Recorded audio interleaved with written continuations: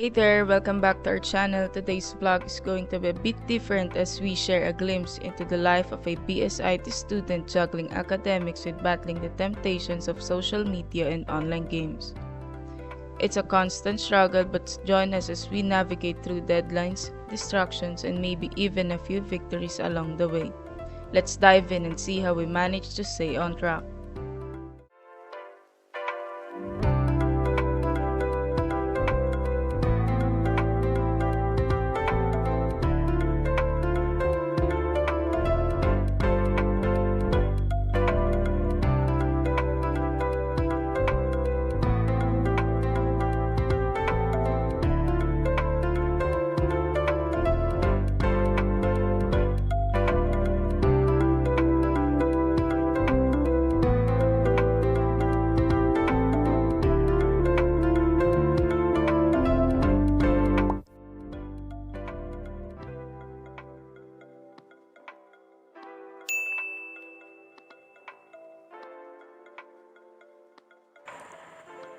A day in my life as a BSIT student.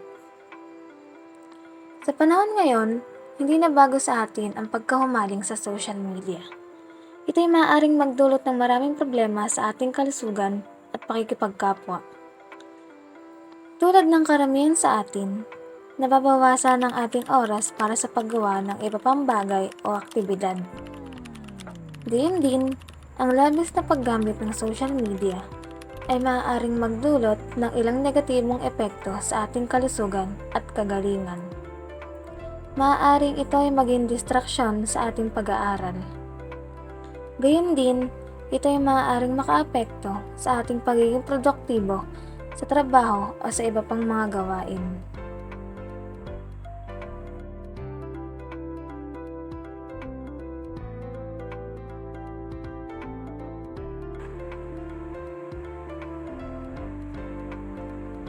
Ang masyadong paggamit ng social media ay pwedeng magdulot ng pagbaba ng self-esteem ng tao kasi pwede nating ihambing ang sarili natin sa iba na nakikita natin sa social media. Maaari din tayong magkaroon ng depression or anxiety dahil sa sobrang paggamit nito. And most importantly, nawawalan tayo ng privacy and hindi na natin naiisip na mag-ingat sa pagpo-post or share ng mga personal information natin.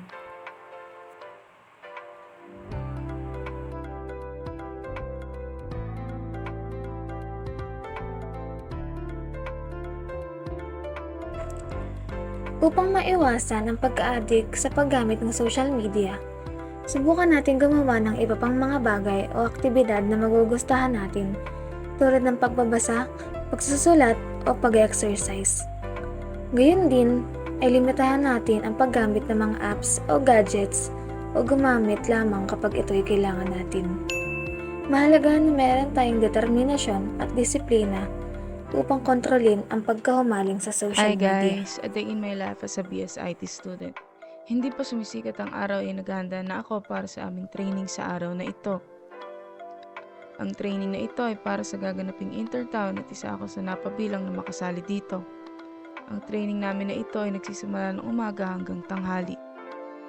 Inaayos ko lang ang aking mga kakailanganing gamit para sa aming training. Pagkatapos kong maiayos lahat ay handa na akong umalis upang pumunta sa lugar ng aming pag-eensayuhan.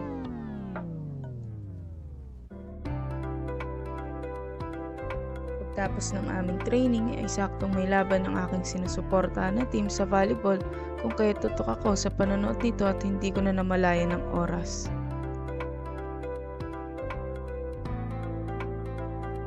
Pagkatapos kong manood sa TV ay naghanda na din ako sapagkat mayroon naman kaming laban dito sa liga sa amin ng volleyball. Nung mga oras na ito ay nagmamadali na akong gumayak sapagkat malapit na kaming ma-default. Pagkatapos kong gumayak ay agad na akong nagtungo sa court na paggaganapan ng aming laro. Ang laro namin dito ay naabot hanggang alas 9 ng gabi. At masaya naman kami sa naging resulta ng laro sapagkat kami ang nanalong koponan. Kinagabihan, pagka-uwi ko galing laro ay pagod na pagod ang aking katawan, ngunit naalala ko na may kailangan pa pala akong tapusin na proyekto. Agad kong kinuha ang aking laptop at agad na sinimulan ang aming proyekto. Nagsimula ako ng 9:00 ng gabi hanggang sa kung anong oras ako makaramdam ng antok. Gabi talaga ang oras ng aking paggawa ng mga gawain sa eskwelahan sapagkat yun lamang ang aking libreng oras.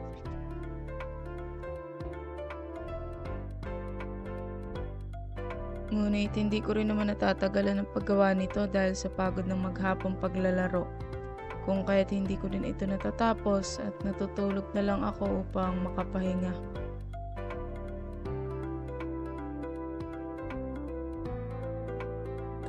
Ang isang solusyon para sa ganitong sitwasyon ay ang pagtatakda ng maayos na oras para sa pag-aaral at iba pang mga gawain. Maaaring gumamit ng planner o calendar upang i-organize ang schedule at tiyaking may sapat na oras para sa pag-aaral. Pagtutunan din ng pansin ang pagiging produktibo sa oras ng pag-aaral para mas makapakinabangan ng bawat minuto. Bukod pa rito, mahalaga rin na matutunan ang pagiging mahusay sa time management at pagpaplano ng prioritization.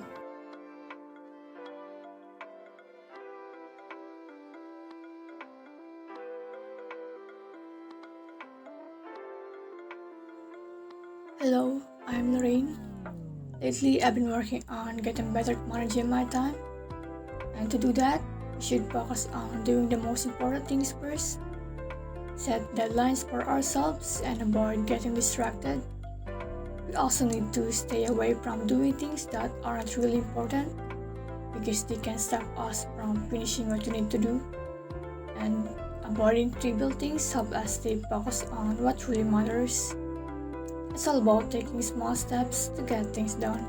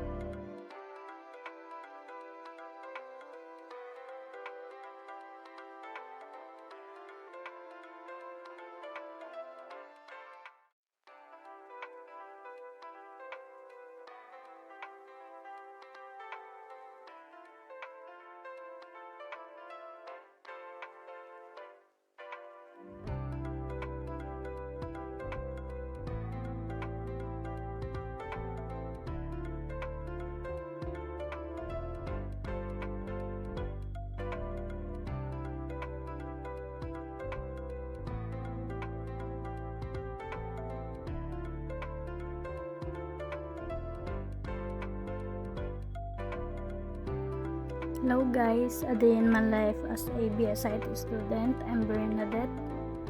Ito po yung ginagawa ko ngayon. Nagko-code ako para sa project namin.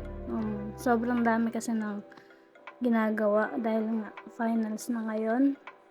Then nagkasabay-sabay na lahat ng gawain. So, ito lang yung ginagawa ko bilang BSIT student. Puro code, dami ginagawa.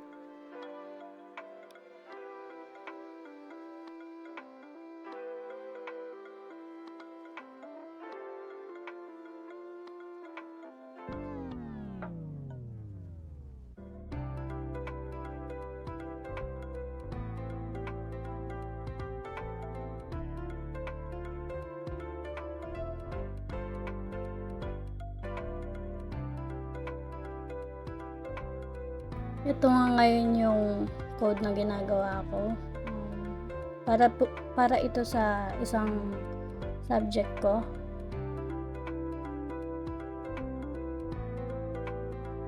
What if mag-ML na lang kaya ako?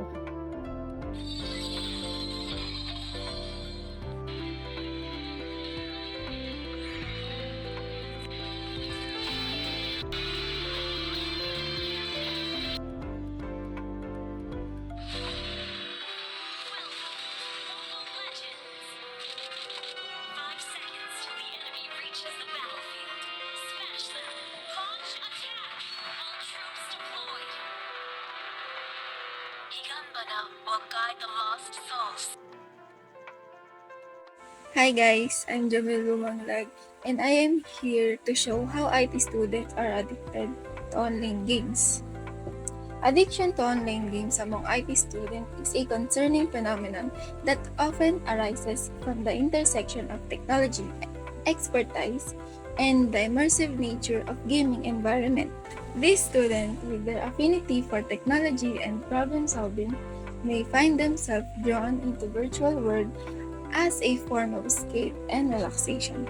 However, what starts a harmful pastime can quickly spiral into addiction, leading to detrimental effects on their academic performance, social interaction, and overall well-being.